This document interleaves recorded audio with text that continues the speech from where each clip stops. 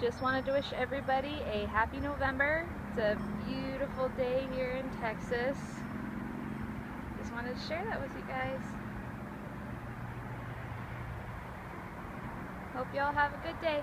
Talk to y'all later. Bye. Good morning, everybody. Happy November 1st, 2014. Hoping this will be an awesome month, not go by too fast.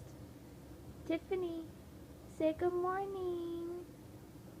She's had her breakfast and now she's sunning and it's beautiful outside.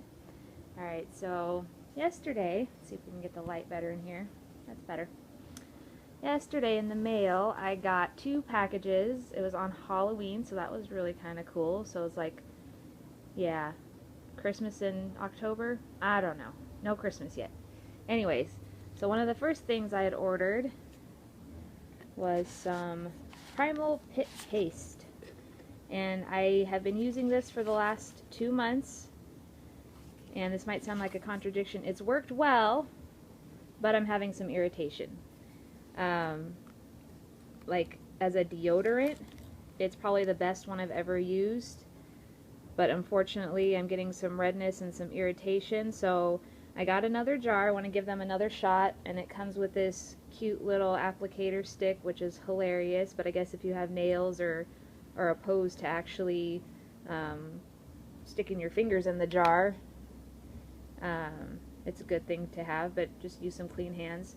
But also what they recommend, some people get some like detox and some irritation, so they have this, see if I can get some better light, Primal Pit Primer Skin Soothing Serum, and I got it yesterday, and you can use it twice a day. Let's see if we can get that to focus. 1 or 2 drops per pit before bed and or before applying the paste. If irritation occurs, discontinue. Well, I started using it last night and I noticed it immediately soothed it, and then this morning after I woke up from a night of like rubbing your arms together, I noticed that it soothed it too. So I'm going to give this another couple weeks to a month depending, and see how it goes, and hopefully it'll work out, because this is some of the best stuff I've ever used. So fingers crossed for me. And if y'all have any suggestions on maybe some baking soda free, natural, vegan, cruelty free deodorants that y'all like, let me know, that aren't too crazy expensive. And then this box, obviously I've already opened it. I'm super excited. 2 cookbooks that I ordered. Alright, I have a list of many, but one of the first ones is The Lusty Vegan. This one looked good because it kind of, let's see, I'll just read this and tell you. A cookbook and relationship manifesto for vegans and the people who love them. And as some of you may or may not know, my husband is not vegetarian or vegan, so this looks like it might have some good recipes and maybe a few little multivore anecdotes that I might enjoy. So the pictures, as you can see, are bright and beautiful, and if I make recipes from them, I will definitely share with you guys, as you know. Alright, another one I'm super excited about is the Vegan Zombie Cook and Survival Cookbook. I love these guys. They make easy recipes. They make it really fun. And then at the beginning of this book, they have like a little graphic novel, which is really cute. So you kind of get to start it off with a little bit of fun and then go into some yummy looking but like really simple recipes. I don't know if I can find the one that I was excited about yesterday, but I really want to make the coconut bacon bits. My favorite restaurant here in San Antonio called Veggeria, it's an all vegan, 100% organic, gluten-free restaurant. They use and they make their own coconut bacon bits for their burgers and sandwiches and stuff like that. And I really just can't wait to make my own and try it. And it looks really easy, and they didn't have a dehydrator, I don't think, at the time they made this book. They do now. So they used an oven to make the coconut bacon, and I don't have a dehydrator yet. So I'm looking forward to making this in the oven. So there's just a quick quick little peek at the inside of the book. So y'all should give them a try, and then again, when I make recipes out of here, you will 100% see the recipes. I may not give you all the ingredients, so you'll pick up the book, but you'll definitely get to kind of see what it looks like and how easy it is and things like that. So, alright guys, y'all have a good day. I might pop in a video about recipes today. Just depends. Alright guys, thanks. Bye. So I'm preparing to do a pumpkin recipe, and I recently found out that pumpkin's pretty good for Kitty, so I give her about a tablespoon of it a day, and she gets pretty excited about it. See if she's going to eat it. That look good, Mama? Aww. Come on. There you go, baby. He's good, huh? Good girl. Good morning again, everybody. So, hold on, there's noise in the background. Alright, so I decided to go ahead and bake today. I love to bake, and I haven't done any vegan baking yet, so this will be my first time.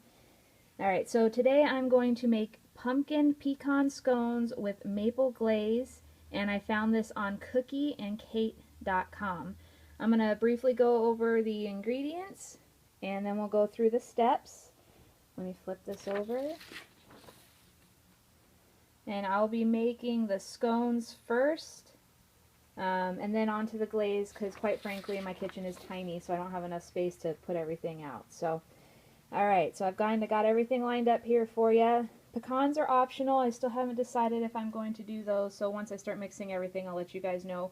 But it's a cup of raw pecans, which you are going to toast. And then we got 2 cups of flour, and I am using some organic whole wheat pastry flour. You could also use white whole wheat flour or just regular whole wheat flour, whatever you prefer. And then we have a tablespoon of baking soda. We have a 1/4 cup of packed brown sugar. And then it calls for a mix of spices, and I didn't feel like getting all those out, so I used 2 teaspoons of pumpkin pie spice. But as you can see here, what it calls for is 1 teaspoon cinnamon, 1/2 teaspoon ginger, 1/4 teaspoon nutmeg, and 1/4 teaspoon of clover allspice. I just think the pumpkin pie spice is going to just be easier anyways for me. And then it also calls for a 1/2 of a teaspoon of salt. I use some pink Himalayan salt like I like to use.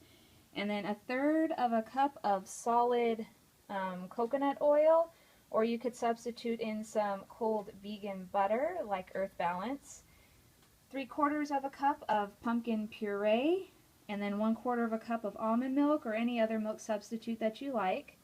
And then also I'm going to be using a 1/2 teaspoon of vanilla. So there's all the ingredients for the actual scones, and let's get everything combined. I just want to make a real quick correction. I was reviewing this to post and noticed I said 1 tablespoon of baking soda. Scratch that. It is 1 tablespoon of baking powder. Again, 1 tablespoon of baking powder. Alright, back to the recipe. Couple of quick tips for you. Coconut oil, if it's warm enough in your house, apartment, whatever, it will turn to liquid, so while you're waiting to use it you might just want to pop it in the refrigerator. And then for flours, especially like whole wheat flours, if you have space, if you don't use them too often, just like my garbanzo bean flour, I keep it in the freezer. That helps keep it fresher longer because it has all those oils in it. We're going to put a little bit of me chopping the nuts in because they'll probably go flying everywhere. These are already toasted, and it's just one extra step I don't want to do in the oven. So you can do this in a food processor. You could probably do it in your Vitamix. But again, I don't want to clean those items, so I'm just going to chop these up by hand as fine as I want.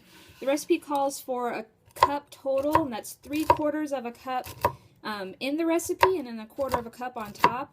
I grabbed about a couple handfuls, which is probably close to a 1/2 a cup. So I'm just going to put a 1/2 a cup in the recipe. I'm going to chop it up really, really fine. You guys can do whatever you want if you like lots of nuts or no nuts or whatever you want to do. So that's that, and we'll get to putting everything else together. Okay, first things first is we're going to combine all the dry ingredients, and this includes the flour, 3/4 of the chopped nuts, baking powder, sugar, spices, and salt, and I'm going to whisk that together. And in this case, the sugar is considered a dry ingredient. In some other cases, it's considered a wet ingredient. I guess it just depends on the recipe. So literally, I'm just going to whisk all these together till they are combined. Alright, next we're going to cut in the cold or solid coconut oil, and what that means is you use something like a pastry cutter, has all these little blades on it, and we're just going to mush it into the flour until it's kind of like pea-sized little grains. If you don't have a pastry cutter, fret not. Use a couple of forks and kind of do the same thing, mush it in there until it's combined. And if you don't have any clean forks, use a couple of knives and literally cut that into the flour. So we're just going to combine that with the flour, so the flour is coating all the little particles, and the little particles are going to be about pea size. Okay, so I've cut all that in. You can see everything's kind of broken up into little chunks here. This is what you're looking for.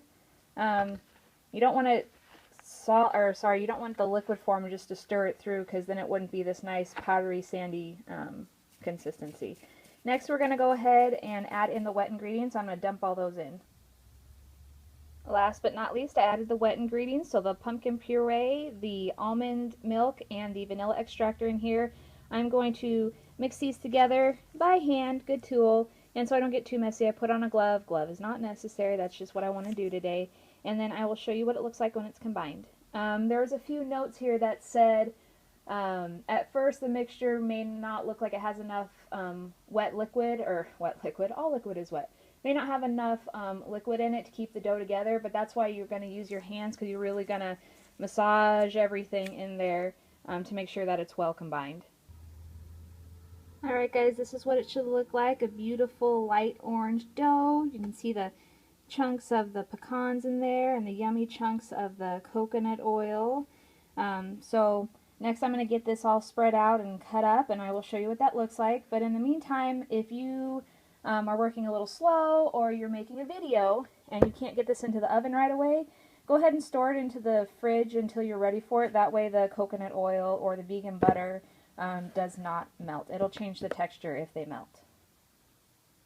And next I have a fun little project I'm going to try. The Maple Glaze calls for powdered sugar, which I do not have. So if you go onto the Vitamix website, or I'm sure multiple places online, you can look up how to make powdered sugar. So what I'm going to do is I'm going to take 1.5 cups of this organic sugar and 1 tablespoon cornstarch, and we're going to blend it up in the Vitamix and make my own powdered sugar. The directions say to buzz up the organic sugar first, starting on low, bringing it all the way up to high, and then if you got like that turbo speed, flip it all the way up for about 30 seconds, and then throw in the cornstarch and buzz that through, and you should have powdered sugar. So I'm going to do that real quick, and then I will show you the results, because this video is longer than I've ever made it before, and I don't want to make it, 20 minutes. Hopefully not. Alright, here it is, fresh from the blender. Nice and powdery and snowy. It's pretty awesome. So if you have a Vitamix or a Blendtec or... Whoa! I just made a mess. Oh well. Or any high-powered blender, you can make your own powdered sugar at home. I'm going to clean this up, and then we're going to finish the video. Awesome. Okay, powdered sugar is safely cleaned up. So we're going to move on to making the scones. So I have a cookie sheet lined with my Silpat. If you don't have a Silpat, which is a silicone mat that's reusable, go ahead and use some parchment paper and stick your dough on it, and then get the dough in as good of a circle as you can. And then you want to get it to about 1 inch thick all the way around. And then it says to take a chef's knife and cut it into 8 triangles, but the dough is pretty tender, so I'm just going to cut it with this butter knife and then separate it and stick it in the oven, and I'll show you what it looks like before it goes in. Alright guys, here's what it looks like cut up and spread out just a little bit. I've seen other scone recipes where they score it and leave it all pushed together. I say do it whatever way you want to try. These are going to go into a preheated 425 degree oven for 15 to 17 minutes. And if y'all know your ovens at all, go ahead about halfway through. You might need to rotate these around so they bake evenly. I know I'm going to have to do that. So at about the 7-8 minute mark, I'm going to go ahead and rotate these around. Next, we're going to work on the glaze. Alright, next we're going to make the glaze. It's pretty easy. All these ingredients are just going to go into a bowl and we're going to whisk it together. Nothing special. Alright, so what we have here is 1 cup of powdered sugar. That's the homemade powdered sugar I made. You saw the explosion. And then the next is going to be 1/8 of a teaspoon of finely ground sea salt, and I have the pink Himalayan salt again. And then we have 1 tablespoon of melted coconut oil, or you can use vegan butter. By the way, if you melt this in the microwave, be careful because it's going to be hot, I found out. And then also we need a 1/2 teaspoon of vanilla for flavoring, and then 1/4 cup of maple syrup. Again, you can add more if you'd like, if you need a little bit sweeter.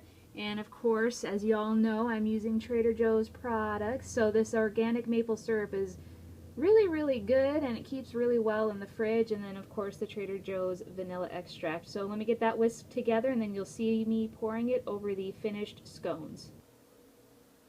Alright, here they are, fresh out of the oven. They smell wonderful. They're just lightly golden brown.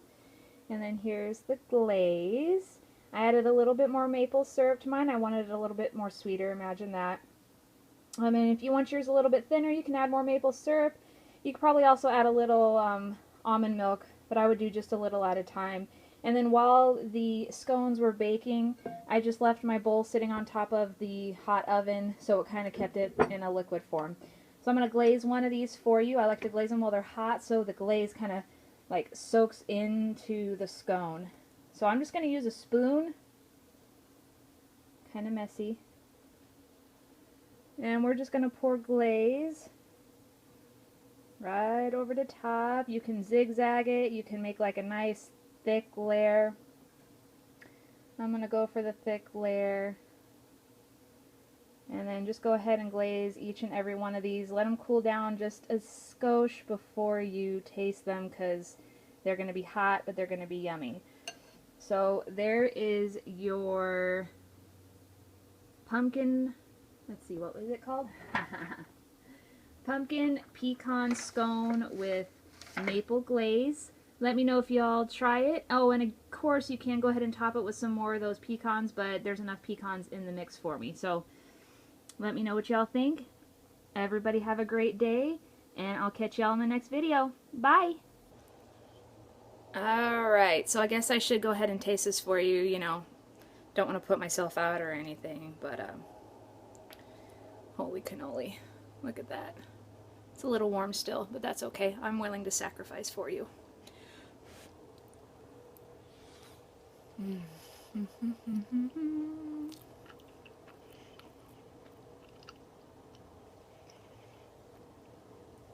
You want a bite? Take a bite. Okay. Oh. Now I'll see y'all later. Have a good day. Make this recipe. Bye.